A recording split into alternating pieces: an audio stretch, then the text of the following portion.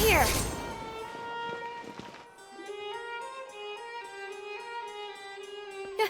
You're here! Finally! Is something wrong? Monsieur Neurvalette and Lady Farina, they seem to have gotten into a dispute. Please go see for yourself.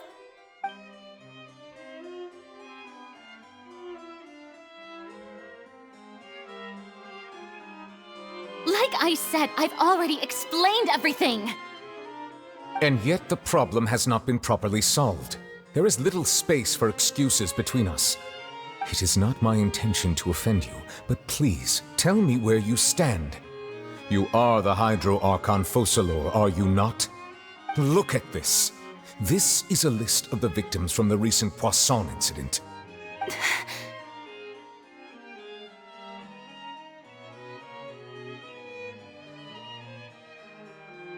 You mean... they're all...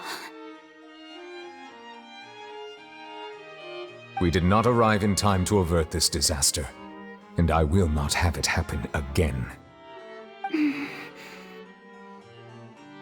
I will say this once more. You must tell me everything you know.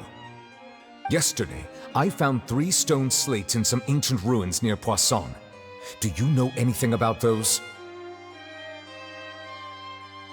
Seriously? You're questioning me like this is a court case now. I don't know anything about that. But you found them in some ancient ruins, you say? That's correct, which is why I came to ask you some questions. There should have been 4 slates, but one of them was missing. The other 3 feature different images that seem to correlate to the prophecy. The prophecy? The second of these slates depicts the previous Hydro Archon Egeria kneeling before a floating island in the sky, as if confessing something. Do you know nothing of this either? I don't. I've never seen such slates. I'll ask you again. Do you really have no information regarding the previous Archon? My deciphering of the slates indicates that the Hydro Archon Egeria once had to confess to, or apologize for, a certain sin. If anyone would know about it, it should be you. All gods don't have the same secrets, you know. She was herself and I'm me. Is it really so strange that I know nothing? I understand your concerns, but I'm sorry. I just don't have anything to tell you. Forgive me for saying this now, Lady Farina, but I have long known of your various secret investigations into certain matters. There are several indications that you have been investigating the prophecy on the sly. This is not strange in itself, considering that you are the Hydro Archon. But it is strange that you should also claim to not know any of Egeria's secrets, as well as do nothing following your inquiries. You have never been as superficial as you have presented yourself to be, nor are you a fool. And yet, your behavior is very inconsistent.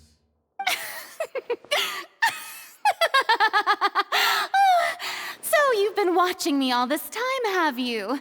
I didn't think you were that type. You... Well, since you know about my secret investigations, then you should know I'm actually working to take care of it. There's no point questioning or suspecting me. You're the Eudix, but you're still my subordinate. You should be following my lead. Just trust in me, you're Archon, and do as I say.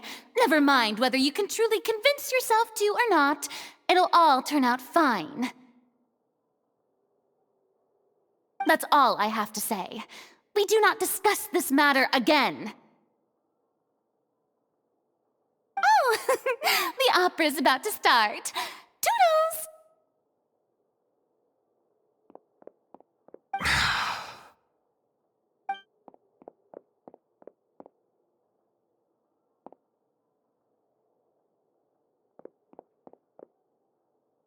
Did Farina not notice us standing by the door? Wonder what's up with her. She was smiling.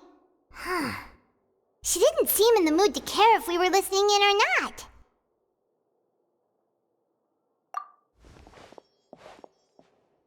I assume you've been outside for a while now?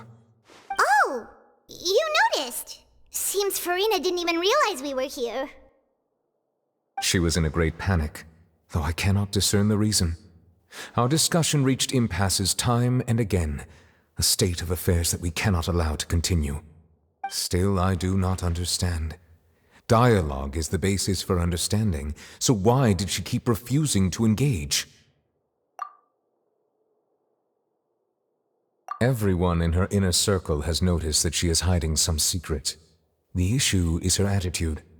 I fear that she will not reveal anything unless absolutely forced to. We may have to create a situation in which she will have no choice but to speak. Oh? Like what? Normally, people will only reveal the truth when standing trial. Perhaps we must have the Hydro Archon experience just such a scenario. But Farina's seen so many trials, and she's really good at dodging questions. How do we make sure that she won't just slip away at the first chance she gets? We will need to consider this thoroughly, join forces with various parties, and then do what we can. If at all possible, I would prefer to recuse myself from this affair, but we must prevent the prophecy from coming to pass. This may be cruel to her, but all Fontain is in crisis. The information a god possesses is too precious, and so we must take a chance on this. But who will lend us their aid to do such a thing?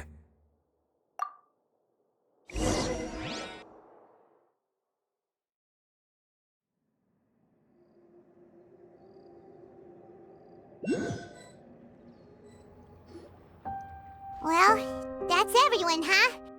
Speaking of which, it was pretty smart of you to think of hiding here. Poisson was just involved in a disaster, so it's presently devoid of people. That naturally makes it the best choice. And here you are drinking tea like it's the most natural thing in the world, huh? That's what families should do. Sit and enjoy a leisurely time together. It's nice to enjoy tea here, you know? Care for a cup? Lend me your ears, everyone. Or perhaps one of you might like to start us off. How about you, friend? Me? No, I don't think I can. Then, how about you, good sir? I fear that I will cause the mood on this boat to become as somber as it is in court.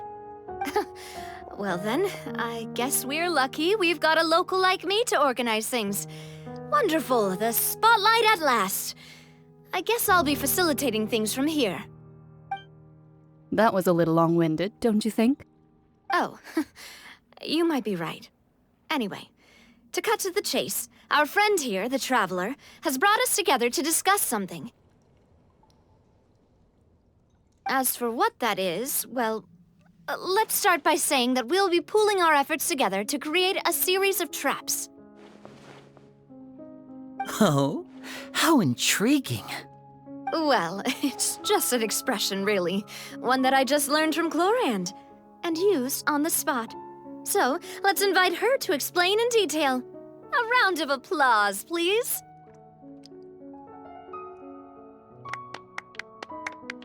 Huh? Didn't you say that you would be facilitating this? Oh, come now. Your work doesn't involve much public speaking, right? This is a good chance to practice. You might even pick up some fancy oratory tricks to impress your boss with in the future. I see. And what does my boss say? He is glad that you consider him your boss. Do go on.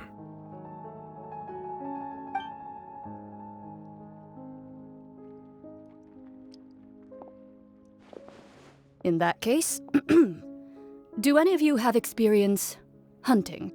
Not that I recall. Fremine and I once used a wooden stick in a basket to catch wild rabbits when we were younger. As for Lynette, oh, right. You were sick that day, weren't you? I've also gone diving to catch some fish before. Does that count? I'm afraid not. You may or may not have heard, but Fontaine once played host to a group known as the Marechaussee Hunters. Though that was their name, they did not hunt animals, but rather various monsters left behind by the ancient dynasty of King Remus. Today, Fontain's monster population has already thinned greatly, so the hunters have blended back into society, taking up arms in other lines of work. They even left a unique methodology of hunting in their wake. A trap comprises of the following components: bait, a trigger, and a containment device. Sometimes a lethal implement will also be necessary to deal with the prey. So, if we were to build a trap together, right now, what would you choose to build it with? For me, I would prefer something basket-shaped. Pigeons and rabbits will see the bait and naturally enter the snare. Our line of work requires a deft hand, and we're some of the best in the industry, so you can count on our techniques. You used some of those techniques while moving the people of Poisson, didn't you? My subordinates mentioned that you even performed some magic for the bawling children. Yes, and I even managed to gather some intelligence in the meantime. I'm quite the multitasker if I do say so myself. I'm afraid I can't claim that as my strong suit. I prefer more stable methods, like placing bait in the water and waiting for the fish to come within reach. That's the kind of method I would count on. Calm and steady. Exactly the kind of person who would catch loads of fish. And I can be their assistant. With discretion, I'm sure. I'd probably use some sort of mechanical animal. Papa once bought me some small clockwork squirrels, mice, and such. When placed in the forest, they can attract others of their kind. I remember that you liked those too, didn't you?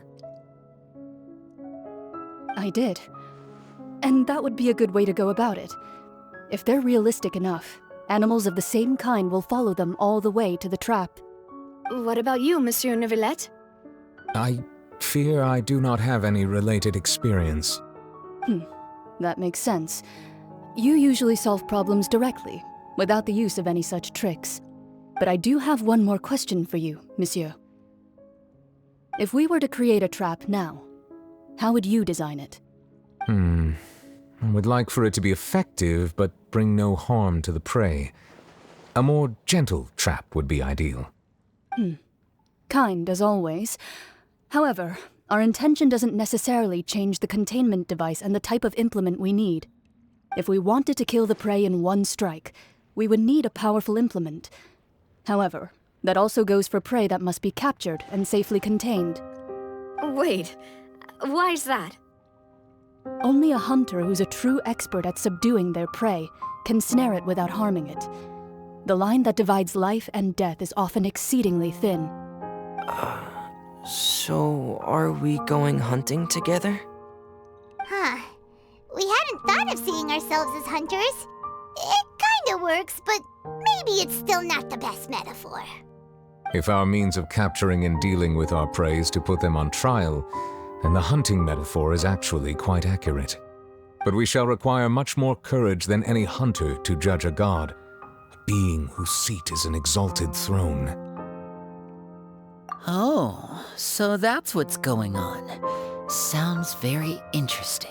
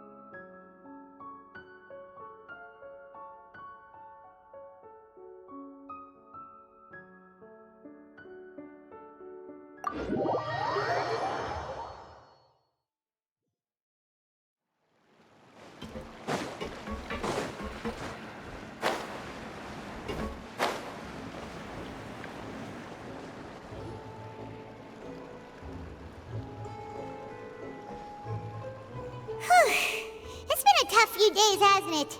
So much has been happening. Paimon didn't think the meetings would go on for so long, but everyone seemed pretty fired up, huh? Paimon thought they'd be at least a little frightened. Well, Fremine was, now that Paimon thinks about it, but everyone else just looked a little surprised. Well...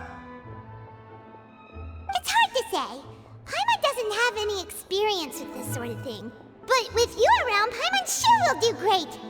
After all, you're the most reliable person in the world, aren't you? Did you just pour some tea? Paimon didn't notice you doing that at all. Then what's that? Paimon's never seen that cup before. Don't be frightened. I'm just joining you two for tea.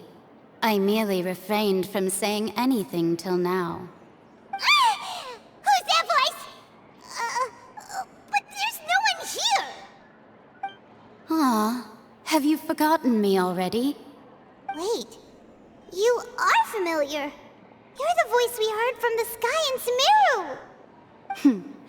The voice from the sky, I fear that description is wrong. Though, not completely wrong. You're feeling lost now, just as you were feeling previously. I sensed that confusion and thus came to you. Guiding people is an irresistible hobby of mine, after all.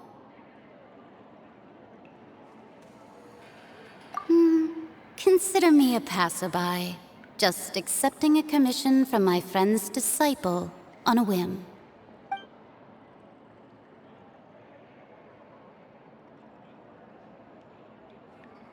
The prophecy. Yes, what has been prophesied will be fulfilled. You may view such things as the history of the future. What? Then is there any way we can stop it? I believe you have witnessed a failed attempt with your own eyes. Can everything in Tevat so easily be changed? Ah, so you've caught on. Just as prophecies are usually only the future as seen from the perspectives of the gods, could things be happening in hidden corners where the gods' gaze does not fall? Are the things that you shall see different from the fate that the gods perceive?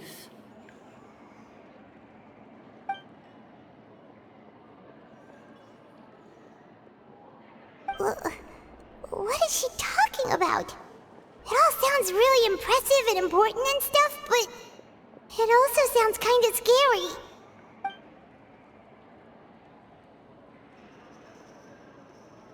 I believe that you understand, right? Some things are insignificant, but others you must reach out to change. Ultimately, fate shall serve as your only guide, no matter what will happen in Tevat's future. All you need to do is to play your part. This was good tea, by the way. Thank you for your hospitality. Well, that'll be all for today. The voice. It's gone.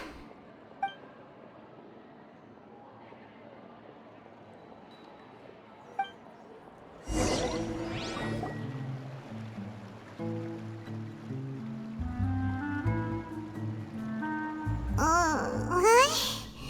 Paimon hears someone talking. All right, coming.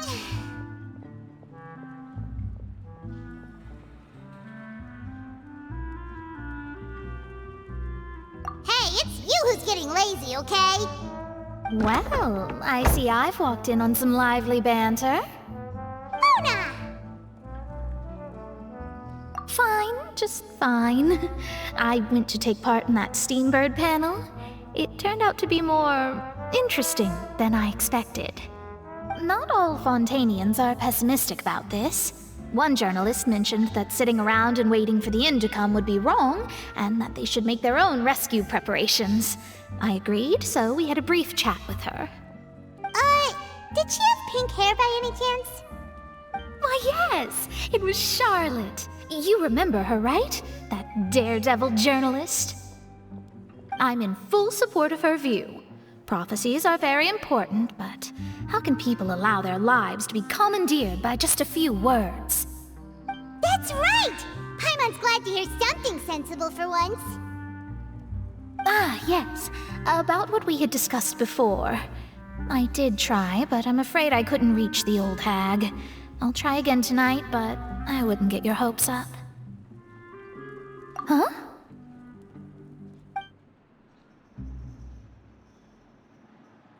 Goodness gracious. Are you serious?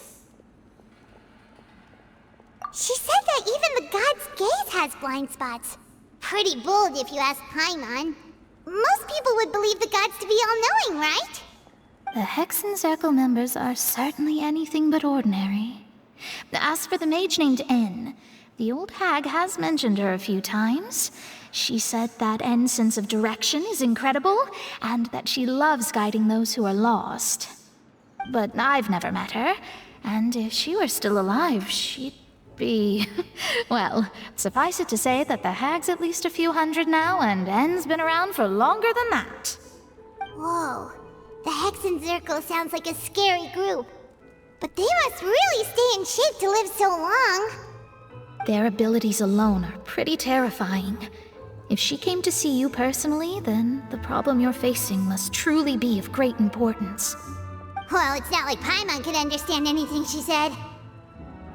Yes, she was quite cryptic, but I suspect she means that there is still a way to turn things around. She didn't say when or what that would be, though, so... perhaps it is something that you cannot know right now.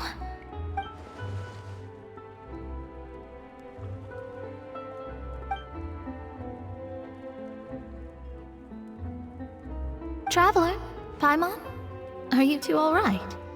Oh, we're fine. We're just a little down right now. It kind of feels like the end is coming, you know? I see. I feel that same sense of desperation, too. I guess you could consider me someone who has often witnessed fate. So far as I have seen, it cannot be swayed. But even so, I still hope for, and believe in, miracles. Astrology is eternal and rational, but fate may not be. It is cruel, but it can also be beautiful. Perhaps that's what En was trying to tell you. Not to lose heart, and to believe that what you are seeing playing out before you is not yet set in stone. I did originally think of steering clear of all this, but I couldn't. Even if this is all futile, I still wish to help everyone. If we don't struggle to the last, then how can we face the end when it comes? Huh. You do have a point. There I go, talking about astrological principles again. Sorry about that. The moment I start talking about work-related stuff... I need to get going. It was worth trying to comfort you, even if only a little. I believe that you'll help those who are struggling in the same way I did. I suppose that might be why we always seem to meet by coincidence. Paimon feels kinda moved by what Mona said. But also kinda sad, too. Hey, Traveler. Paimon suddenly feels like going outside for a walk. Let's go. Let's walk around the city, shall we? There's a few spots we always like to walk by.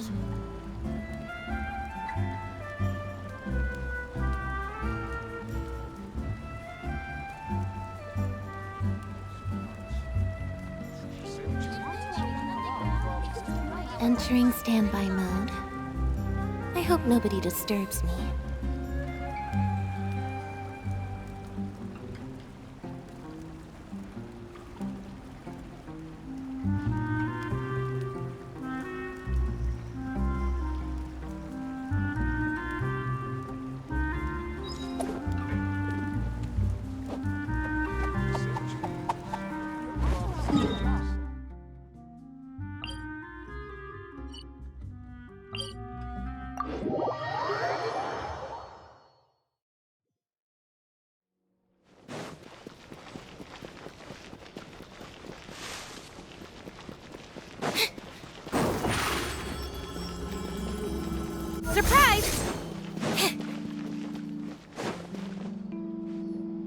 Huh?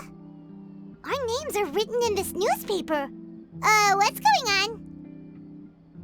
Let Paimon see! The underwater stronghold, the Fortress of Meripede, has continued in its noble autonomy, but that does not mean that others cannot interact with it.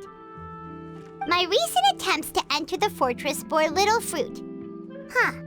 Guess Charlotte still hasn't given up on that. Thus, did an Outlander friend become the focus of this report, a blonde adventurer with their white fairy legends trailing in their wake. It is said that this mysterious traveler once visited the underwater fortress.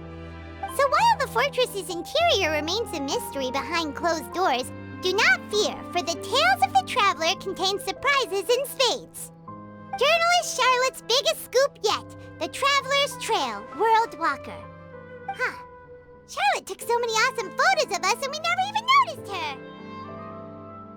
She hasn't been able to get a hold of anything at the fortress, so since we're easier to find, she's using us as the subject matter instead? Ugh, seriously? Well, fine. Those headlines and photos do look cool, so Paimon will forgive her this time.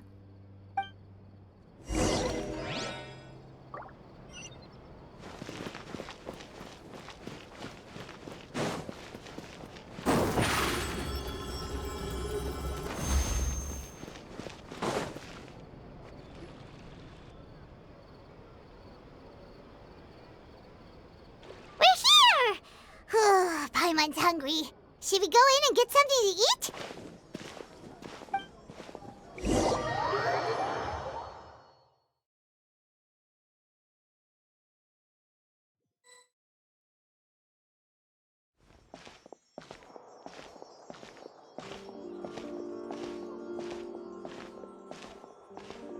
Hey, quick!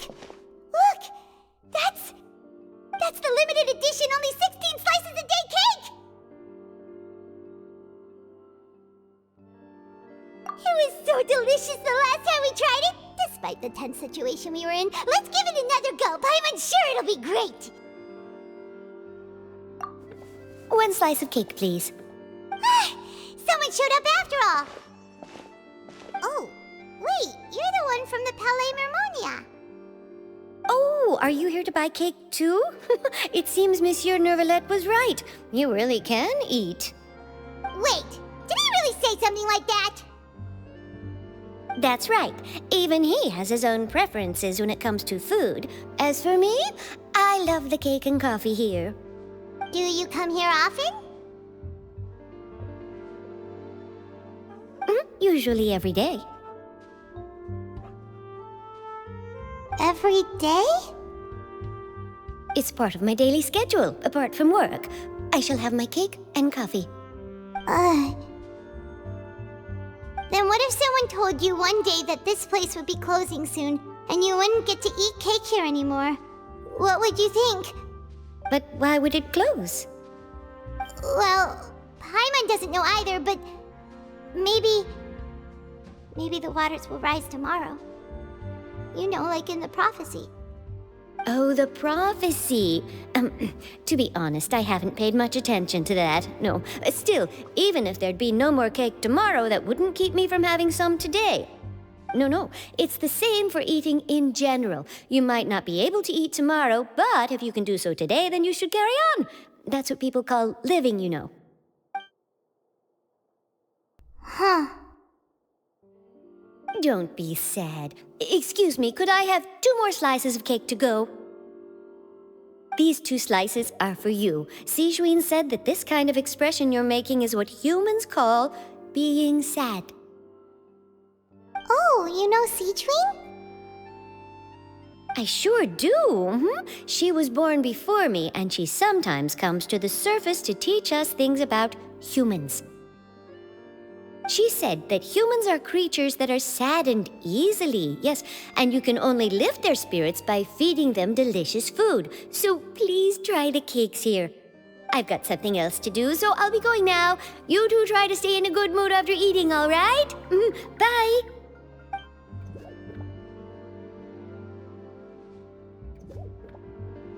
And there she goes. Alright, let's dig in. Paimon's sure this cake will be delicious.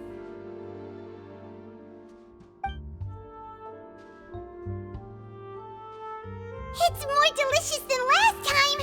And the flavor gets even better with a sip of tea. It sure would be nice if we could come again tomorrow. Sure would be nice if we could always eat delicious food here.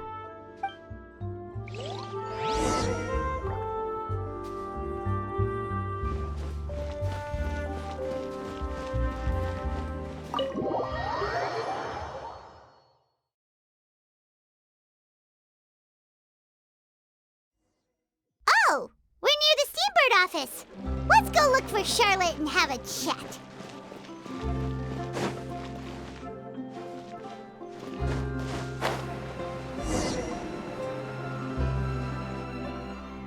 Wow! If it isn't the Traveler and Paimon! Oh, have you seen the article I wrote about you? Ha!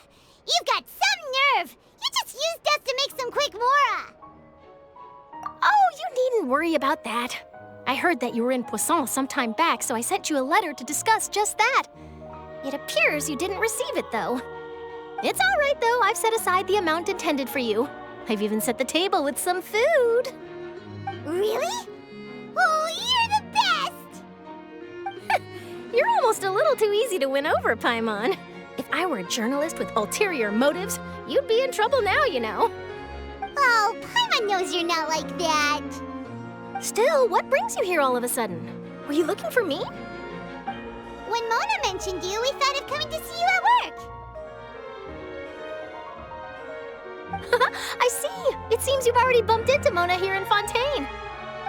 So she mentioned me? What did she say? She said that you're a real daredevil of a journalist. Nice. In which case, can this daredevil journalist dare to request an exclusive interview with the legendary Traveler and Paimon? Huh? So your article in the paper today doesn't count? Oh, of course it doesn't. That was more like live photography. What I'd like to do is dive deeper and ask you to talk about the things you've seen and experienced. Yeah, are we even qualified enough? Why not? If I say you're worth an interview, then you're worth it. But not right now, of course. I'll need a few days to prepare. Oh, in that case, we'll just chat when you have the time then? Oh, so that's a yes? Ooh, splendid! I'll tell the editor-in-chief immediately. I'll have to apply for lighting, a venue, some props, and... Whew, so much to get done now. Talk to you later. Wait, Charlotte, Paimon's still got a question for you. And what's that? If, just for example, Fontaine were to be flooded tomorrow, what would you do today? Huh, that's the prophecy you're talking about, isn't it? I mean, I do hear about it often, but I've never once thought that the day could be tomorrow. If you're seriously asking, then I might try and think of a way to leave Fontaine. Oh, but I'm still a journalist first and foremost. That means I have a duty to be reporting from the scene. And secondly, I wouldn't forsake my homeland that easily. From what I've seen, most people don't know what they'd do should the worst come to pass. In truth, it might be better just to behave like normal rather than worry over such an end. So in all likelihood, I'd probably still be prepping at the office for that interview of ours. I know what you're thinking. That sounds a bit sad, but I've always believed that it's best to do what you enjoy. Just think about it. If this nation really were to be suddenly destroyed tomorrow, but I still successfully finish an exclusive interview with a truly unique person, then the story I would wind up writing would truly be timeless. And then do you know what I'd do? Well, I'd write that story, send it for printing, and use messenger pigeons to get copies out to the various nations as soon as possible. I'm not a dreamer, nor am I a workaholic, but I do love my job, and I'd be proud of leaving such an article behind. I guess you could say that I was born to be a journalist. But anyway, that's my answer. And on that note, I'll get back to my preparations. That's so nice.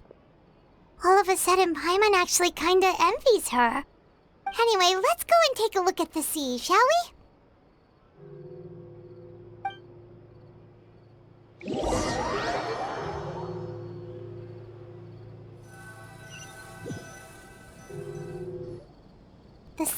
and scenery can be a pretty soothing combo, huh?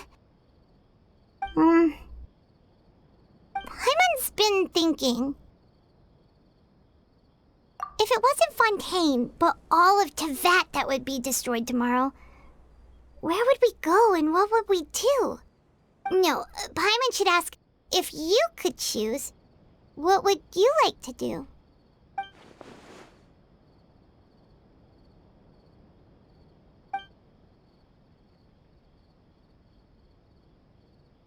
We've always been moving to the next destination, so we haven't spent much time thinking about these kinds of things. We didn't have to either, with us always being on the road and whatnot. You mean, still traveling? Huh. Wait, isn't that what we've always been doing?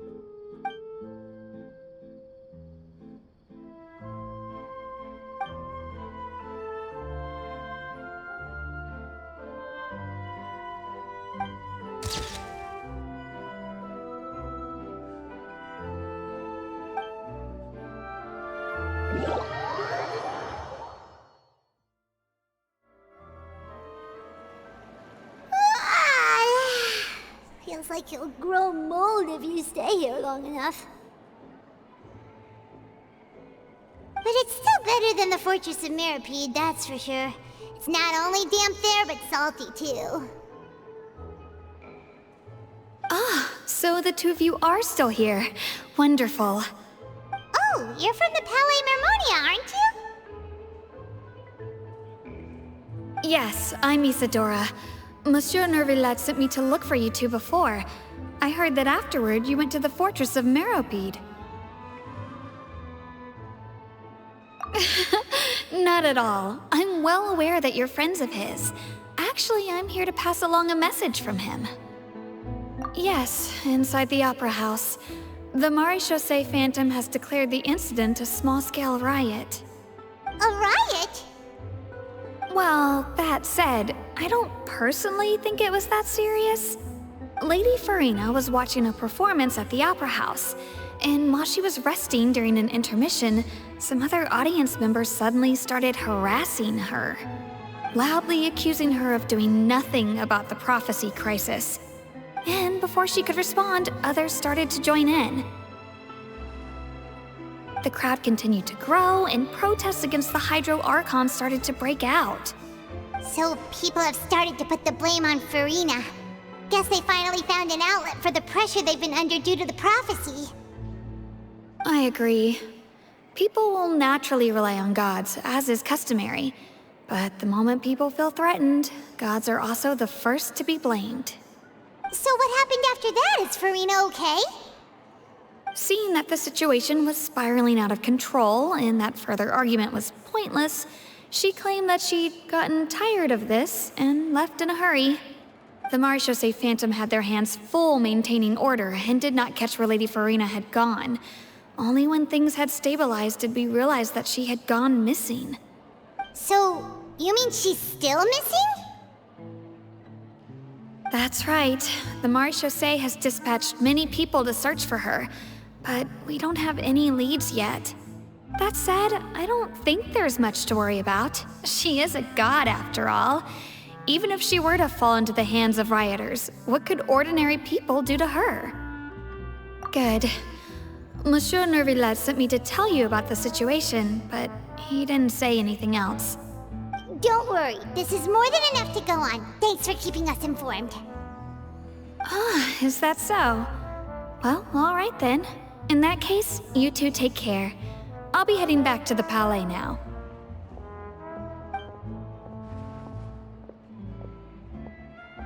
Well, sounds like we should hurry over to Poisson then. If we know Farina, she won't try to fix things in this situation. Instead, she'll look for a place to wait out the heat. And as we also know, she may be loud and dramatic, but she doesn't have a heart of stone. When Nervillat was talking to her in the Palais Mermonia, and she heard about Poisson, she couldn't hide her sadness and remorse. It would be hard for her to ignore being accused by the public today. Paimon thinks Furina's probably taken the opportunity to slip away to Poisson and try to relieve the sense of guilt that she's feeling. Huh. Well, what do you think? Paimon knows the answer, of course, but Paimon can do the analysis to back it up, too. Cool, huh? In that case, there's not a moment to lose. Poisson, here we come!